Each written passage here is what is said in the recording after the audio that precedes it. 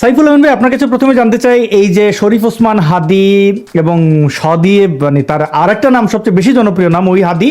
তো সেই হাদি যে এই হাদি এবং সেই হাদি যে হত্যা হইলো এবং তার হত্যার অভিযুক্তকে নিয়ে এত চিৎকার চেঁচামেচি, সে এখন বলছে জামাত শিবির জড়িত। আপনার মতামত কি, কি ঘটছে?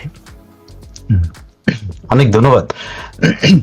প্রথমত হইলো যে দেখেন, যেটা তদন্ত চলছে সেই তদন্তে আসলে কি বেরোচ্ছে, সেই রিমান্ডে কি বলেছে সেটা আসলে মুখ্য। বাইরে এসে সে হয়তো তাকে যেসব প্রশ্ন করছে সে পলিটিক্যাল দিচ্ছেন, মন্তব্য করতে পারে, এবং এটা দেখে মনেই হয় যে সেও একটা পলিটিক্যাল বিলিফের একটা লোক, মানে সে জামাত বিরোধী একটা অবস্থানের একটা লোক। তো এবং ধরেন হাদির যে আসলে কার সাথে কানেকশন হতে পারে, আসলে সেগুলো তো পরিষ্কার যে সে হলো জামাত শিবিরের প্রোডাক্ট, এটা নিয়ে কোনো সন্দেহ নেই। সো এই কথাটা তো সে যেটা বলেছে এইটা হলো জেনারেল পারসেপশন, এবং মনে হবে যে হ্যাঁ এই জামাত শিবিরের প্রোডাক্ট, সে তো ও তো জামাতেরই লোক, তাহলে কে মারতে পারে? কারণ জামাতের অতীত উদাহরণ আছে, তারা নিজেদের লোক মেরে অন্যের ঘাড়ে চাপিয়ে দেয়। যেমন ধরেন আবরার ছিল শিবিরের কর্মী, আবরারকে হত্যা করে ছাত্রলীগের ঘাড়ে চাপাই দিছে। এবং আপনি আবার খেয়াল করে দেখেন,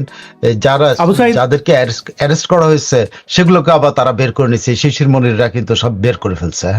আবার কেরানীগঞ্জ বা কাশিমপুরের একটা কারাগার ভেঙে তাদেরকে বের করে নিয়ে গেছে। সো ওরা কিন্তু এই কাজগুলো করে, তাদের লোকগুলিকে তারা হত্যা করে দেবে।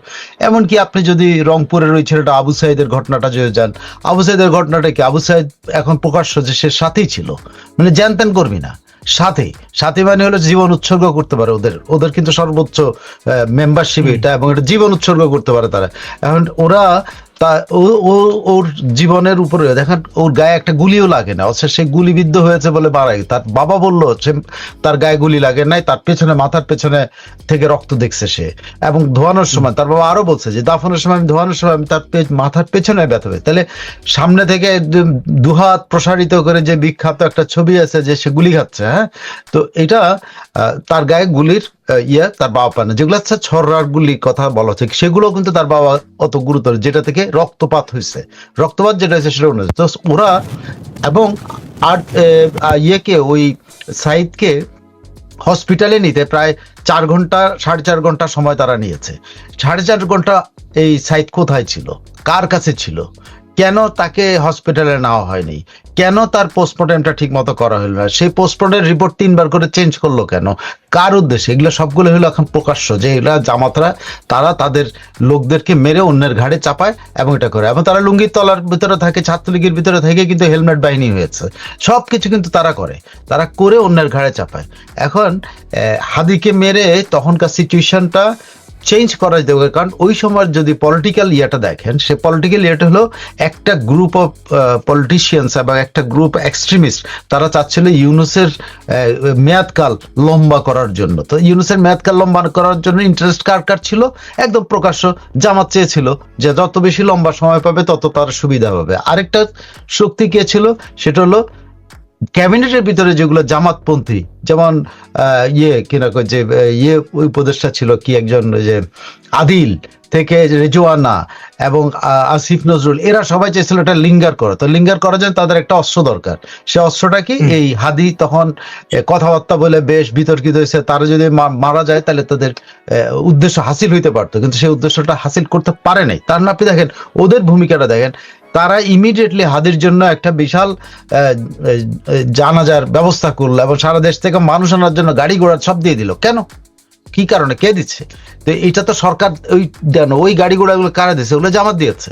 সো এইটাকে একটা বিশাল করে দেখানোর জন্য যে কি বলে, এইটা যেন মানে কত লাখ যেন ওরা বলে 20 লাখ লোকের নাকি সমাবেশ হয়েছে অনেক। এই লোকগুলি কোথা থেকে? দেশের ঢাকার বাইরে থেকে সব যে আনা হয়েছে। এই টাকাগুলো কে ইনভেস্ট করছে? সরকারি কোনো ফান্ড থেকে যদি দিয়ে থাকে, জেলা প্রশাসকরা বিভিন্ন গাড়ি জোগাড় করছে, কিন্তু বাকি খাওয়া দাওয়া তো সরকার করে নাই। কারা করছে এদেরকে? 1.5 দিন ধরে ওরা ঢাকা শহরে ছিল, ঢাকা শহর থেকে বাইরে অন্যের ব্যাপার ছিল, আসার ব্যাপার ছিল। এই টাকাগুলো কে খরচ করছে? এগুলো ইনভেস্টিগেশন হইলে বেরিয়ে যাবে যে আসলে পেছনে কে। এখানে কি ইউনুস সেন্টার টাকা দিয়েছে নাকি জামাত টাকা দেয়? কারণ ইউনুস সেন্টারের এরকম আছে, নামে বেনামে তারা চাঁদা দেয়। তারা এই হিলারি ক্লিনটনকে টাকা দিছে, কিন্তু লেখে না ওটা ইউনুস সেন্টারের। পরে জানাজানি হওয়ার পর জানা গেল যে ইউনুস মিয়া দিচ্ছেন, তাই না? তো ওরা কিন্তু বিভিন্ন কায়দাতে এই ফান্ডিং গুলা করে। তো ইউনুস সেন্টার এখানে ইনভলভ ছিল আমার ধারণা, এবং আমার ধারণা হলো জামাত ছিল। ও পলিটিক্যাল পার্সপেক্টিভ দিয়ে কথাটা বলছে, কিন্তু আপনি মানে একেবারে যদি ফ্রেমের ভেতর নিয়ে আসেন, চারিদিকের কর্নারগুলো যে সিল করেন, সেই সিলের মধ্যে আপনি কাকে খুঁজে পাবেন? পাবেন হলো জামাতকে, পাবেন ইউনুস বাহিনীকে, মানে জঙ্গি বাহিনীকে। এই জঙ্গি বাহিনী এবং জামাত এটাতে ইনভলভ ছিল, এটা এখন একদম পরিষ্কার। যেমনি তারা সাইদিকে হত্যা করছে, যেমনি তারা আবরারের হত্যা করছে, যেমনি তারা মেয়েদের উপরে আক্রমণ করছে, হেলমেট বাহিনী বলে চালায় দিচ্ছে যে এটা ছাত্রলীগ করছে। সো এটা এখন ক্লিয়ার, মানে এই ছেলে যখন ক্লিয়ার। এবং আরেকটা জিনিস দেখেন, এই ছেলে যখন এই লোক বলতে হবে, এই লোক যখন ভারতে যায়, এখানেও কিন্তু অনেক সন্দেহজনক ঘটনা আছে। ওকে কারা ভারত পর্যন্ত পৌঁছাইলো? কারণ সে একবার ছিল দুবাইতে, একবার ছিল ওখানে সেখানে, সেগুলো কিন্তু পরীক্ষিত। এবং আমাদের দেশের ফ্যাক্ট চেকাররা কিন্তু চেক করছেন, পত্রিকার ফ্যাক্ট চেকাররা চেক করছেন যে আসলে সে দুবাই থেকে না, সে দুবাইতে ছিল। তো দুবাই থেকে ইন্ডিয়াতে আসলো কেমনে? বলা হচ্ছে বাংলাদেশ থেকে সেই ইন্ডিয়াতে গেছে, বনগাঁতে সে ধরা পড়ছে। ভাই দুবাই হয়ে কলকাতা দিল্লি হয়ে তারপর বনগাঁ আসছে, নাকি এখান থেকে বনগাঁ গেছে?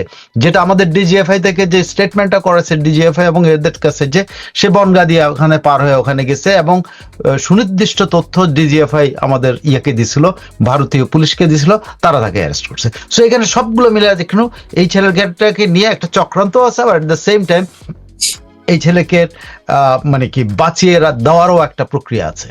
দেখেন আমাদের কনসুলার সার্ভিস ওকে দেওয়া হয়নি, দিতে পারে নাই, কারণ ইন্ডিয়ানরা পারমিট করে নাই। ইন্ডিয়ানরা আমার ধারণা তাকে ধরেন জেলে পাঠিয়ে দিয়েছে, এবং সে দীর্ঘমেয়াদে জেলে থাকবে, অথবা কিছুদিন বাদে জামিনের পরে তাকে তার মামলাটা চলবে, তাকে দেশ থেকে বাধা দিবে। কারণ ওইটা ফরেনার্স অ্যাক্টে সে দেশ ত্যাগ করতে পারবে না, ইন্ডিয়া ত্যাগ করতে পারবে না। তখন বাংলাদেশ তো তাকে একমাত্র সম্ভব যে সে কনভিক্টেড হলে তাকে, আপনি শুধু আসামি হলে আপনি নিয়ে আসতে পারবেন না, কিন্তু কনভিক্টেড হইতে হবে তাকে। বাংলাদেশের আদালতে তাকে এখনো কনভিকশন দেয় নাই, কোনো আদালত তার তদন্তই কমপ্লিট করতে পারে নাই। এখনো দফায় দফায় কিন্তু তদন্ত বাড়ছে, সময় বাড়ছে। কোনো আগ্রহ তো দেখি না সাইফুল আলম ভাই। আগ্রহ থাকবে কেমনে? নিজেরা জড়িত থাকলে আগ্রহ থাকবে কেমনে? নিজেরাই তো জড়িত। এটা খুবই ইন্টারেস্টিং। শেখ ফরিদ ভাই, আপনাকে কয়েকটা জিনিস সাইফুল আলম ভাইয়ের সাথে যুক্ত করে দেই। যেমন এই যে ফয়সাল, তাকে সে কিন্তু জেলে ছিল অস্ত্র মামলায়, আগে থেকেই জেলে ছিল। ফয়সালের অতীতের রাজনৈতিক পরিচয়ে যেহেতু ছাত্রলীগ ছিল, তাই তাকে ধরেই নেওয়া হয়েছিল আওয়ামী লীগ করে, এবং সে কিন্তু আওয়ামী লীগের আমলেই অস্ত্র মামলায় জেলে ছিল। এই অস্ত্র মামলায় তাকে জেলখানা থেকে বের করেছে জামাত বিএনপি। তাকে এই মুহূর্তে বের করার কারণটা কি? আর ছাত্রলীগ আগে, মানে আওয়ামী লীগ ক্ষমতা থাকা অবস্থায় ছাত্রলীগ করতো না কে? সাজিশ, হাসনাত, সাদেক কায়ুম, কোন হরিদাস পাল ছাত্রলীগ করে না আমারে বোঝান। তারা এখন এই যে প্রত্যেকটা সমন্বয়ক, এরা এখন সমন্বয়ক মন্ত্রী হয়ে গেল, কোনো অসুবিধা নাই, তাদের ব্যাকগ্রাউন্ড ছাত্রলীগ, তাতে কোনো সমস্যা নাই। ফয়সাল জেলে ছিল, সেই জেল থেকে বের করে তাকে দিয়ে গুলি করানো যদি হয়েও থাকে, সে হয়ে গেল ছাত্রলীগ। এবং এটাকে পোর্ট্রেট করলো শুধু জামাত ইসলামী না, বাংলাদেশের নাস্তিক হিসেবে পরিচিত কিছু সাংবাদিকরা এই পুরো প্ল্যানের সাথে জড়িত। আমি তাদের তথ্য এবং প্রমাণ একটু পরে দেখাচ্ছি। আপনি একটু প্রাথমিকভাবে আমাকে বলেন তো, এই ফয়সালকে জেল থেকে বের করে লাভটা কার হলো? আর একটা প্রশ্ন, এই প্রশ্নটা আরেকটা হচ্ছে যে, আমরা ওবায়দুল কাদের, আরও অন্যান্য প্রধান সারির আওয়ামী লীগের নেতাদের বক্তব্য শুনলাম, হাসান মাহমুদের বক্তব্য শুনলাম, তারা দীর্ঘ মোটা অঙ্কের টাকা অথবা সমন্বয়কদের সাহায্যে তারা দেশ ছেড়েছে বলে জানিয়েছে। এটা তো দিনের আলোর মতো পরিষ্কার যে এদের সাথে কম্প্রোমাইজ করে গিভ অ্যান্ড টেক না হইলে তারা যাইতে পারতো না, কারণ তাদের মুখগুলো পরিচিত। তো হাদির হত্যাকারী কিভাবে কয়েক ঘন্টার ব্যবধানে ভারতে যদি যায়ও, হাদিপন্থীদের বক্তব্য অনুযায়ী ভারতে চলে গেছে, ভারতের দূতাবাসে হামলা করতে হবে, ভারতের কর্মকর্তাদের বাড়িতে পর্যন্ত হামলা করেছে, মানে হচ্ছে যে ভারত জড়িত, ভারতকে ফাটাই ফেলো। তো ভারত গেল কেমনে, কাদের সহায়তায় গেছে? এই পুরো বিষয়টা যদি আমাদেরকে একটু আলোকিত করেন। ধন্যবাদ আপনাকে, এবং সেই সাথে আমাদের বিজ্ঞ আলোচক সাইফুল আলম ভাই সহ আপনার দর্শকদেরকে শুভেচ্ছা। আসলে মানে হাদির এই তাদের কথিত খুনি যে গ্রেপ্তার হবে ভারতে, এটার জন্য তারা প্রস্তুত ছিল না। এদের আসলে বজ্রপাতের মতো ঘটনাটা আপনি খেয়াল করেন, যখন হাদি মানে এর নামের আগে সুন্দর কিছু শব্দ আছে, শুধু হাদি বললে লোকজন চিনবে না, তার নামের আগে এমনকি হাদিও তার বাপের নাম, হাদিও তার নাম না, মানে মাঝখানে তাকে যদি আপনি তালিবর্ষ ও অন্তস্থ আ যুক্ত করেন তাহলে মানুষ তাকে চিনে। পরিষ্কার করতে হবে। আমরা দুর্ভাগ্য যে নামগুলো নিতে হচ্ছে, শব্দগুলো উচ্চারণ করতে হচ্ছে, কারণ এগুলো বাংলাদেশের রাজনৈতিক ডিকশনারিতে আমাদের এই মেউধাবী ভাবির পোলারা যুক্ত করেছে, তাই আমরা বলতে মাঝে মাঝে বাধ্য হই। আসলে এই যে হাদির হত্যাকারী, কথিত হত্যাকারী ফয়সল কিভাবে ভারতে গেল এমন একটা সময় যখন কোটি কোটি টাকা দিয়ে ভারতে যাইতে পারে না, বিচারপতি 50 লাখ টাকা নিয়ে এই মালগুলো কি এরা খুঁজে খুঁজে বের করে? যেমন আবু সাইদ, আবু মানে হচ্ছে পিতা, সাইদ মানে সাইদের পিতা, মানে পিতা। বাংলা এই যে বেশি আরব হইলে যেটা হয় আর কি, কি নাম রাখে এটা- তাও জানে না।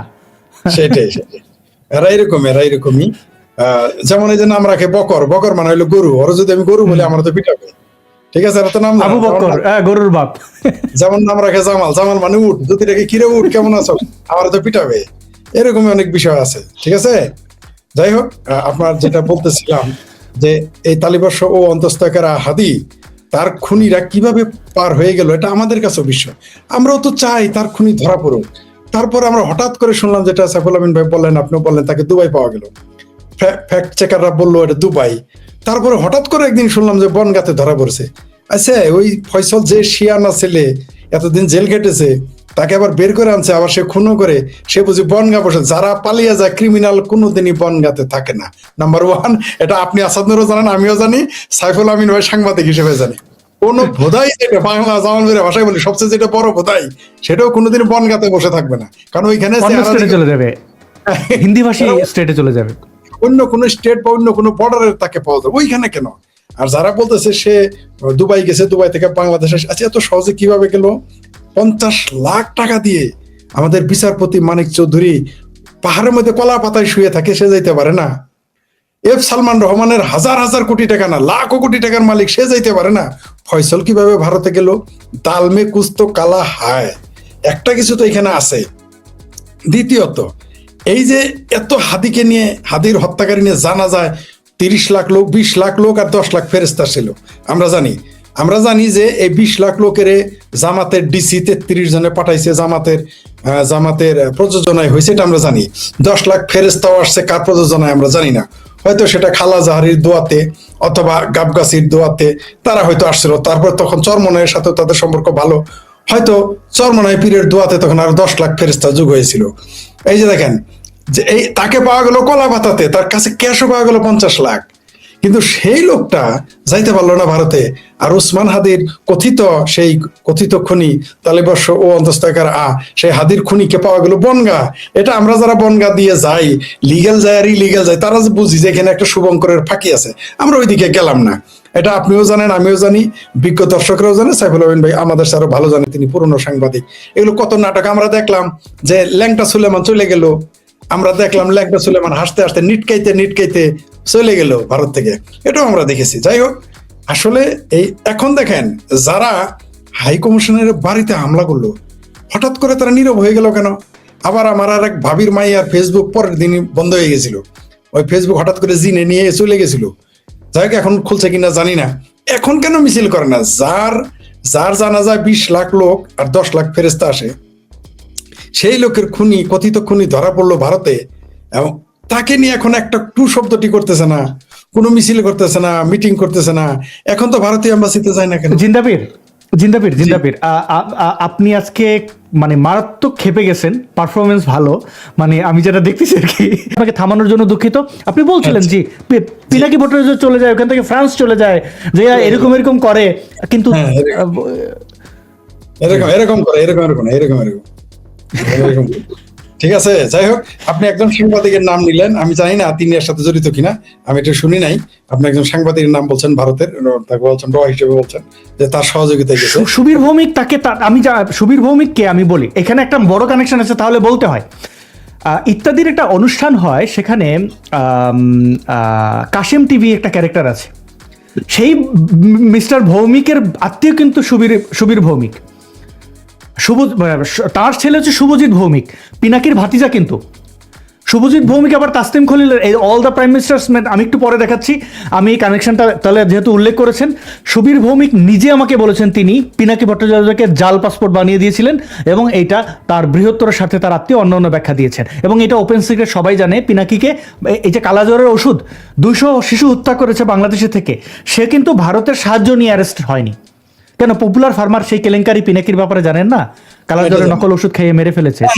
এগুলো সব একটার সাথে একটা কানেক্টেড, আমি মিলিয়ে দিচ্ছি। জি, তার তো 50 বার ফাঁসি হওয়ার কথা।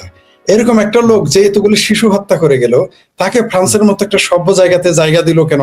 এটা আমাদের বোধে আসে না। আমরা ভারতে গিয়ে 3 মাসের উপরে 90 দিনের উপরে 91 দিন পার হইতে পারি না। কিন্তু আমরা এই যে আমাদের ভাবির পোলা মাইয়াদের কথা বলি, আচ্ছা এখন জামাত মিছিল করে না কেন? এখন তারেক রহমান আমাদের মুসলেকা প্রধানমন্ত্রী, তাকে নিয়ে ফেসবুকে লাইভ আসে না কেন? এখন তো তার গ্রেপ্তার হয়েছে, চায় না কেন? বাংলাদেশ গভর্নমেন্ট তার নামে শাস্তি দিয়ে, যেটা আমাদের সাংবাদিক রায় দিয়ে, কনভিক্টেড হলে তাকে দিতে ভারত বাধ্য। শেখ হাসিনাকে এতবার চায়, তো একটু এই ফয়সলকে কেন চায় না? কারণ তারা জানে যে থলের বিড়াল বের হয়ে যাবে, তার জন্যই তারা নীরব। তবে